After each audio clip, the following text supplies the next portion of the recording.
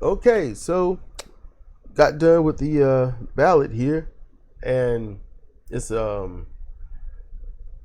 it's all right. It's all right. Had to get let's see, had to use my mom as a witness, and had to use SIDRA as my other witness, and same goes. Mom is her witness, and then I am her witness. So we got two witnesses and whatnot. And I mean, I don't know. I just think it's dumb. I think this should all be done online. But when it comes to voting, who do we vote for? Why do we vote for them? Honestly, I voted for Matthew Hall. He's far more progressive than Beasley, and Zedra voted for Beasley because of all the positive things that she's about. So that's all good. And look, I see it like this. If you are, because I see libertarian on the ballot, if you're a libertarian or not, if you're just a Republican that just says, I don't want to deal with the MAGA crowd, I don't want to deal with all this other stuff, but you don't want to vote Democratic or Green, I suggest you vote yellow. Vote libertarian. Vote for them. They're the Republicans of old. That's what they are. They are outright capitalists. They do support all the, Second Amendment stuff, which is a single issue voter thing, which has been absolutely misconstrued to the point where Republicans don't even know what they're truly voting about. So, I suggest you vote libertarian. And if you're someone that, the third parties aren't going to really, okay, then fine. Go ahead and vote your weakness because you're not voting your conscience. Look, Matthew Hall, is he going to win? No. Does he have a chance of winning? No. I voted to someone that I thought would do something forward for me. I didn't want to go for the for sure possible win. I wanted to go for who would represent me. And that's where people have lost it. They don't vote for who is going to represent them. They vote for the for sure win. It's lazy voting. Lazy voting. You can't call yourself a patriot when you're voting that lazy. Take the time and think. There's somebody for sheriff and she's unaffiliated, but before she's Republican. I had to do some digging because I forgot. And the ones that donated to her mainly donated to Republicans. I'm like, not doing this. Not doing it. So I voted for the other person.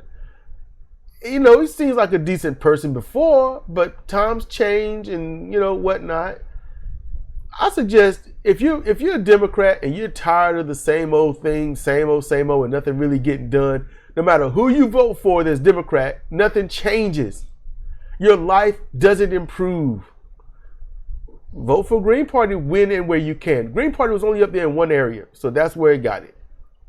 Everything else I voted for was Democrat. That was it.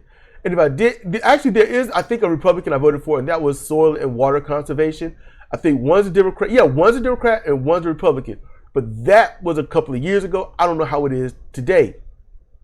Either case, the water here has not gotten better, and it has slightly gotten worse.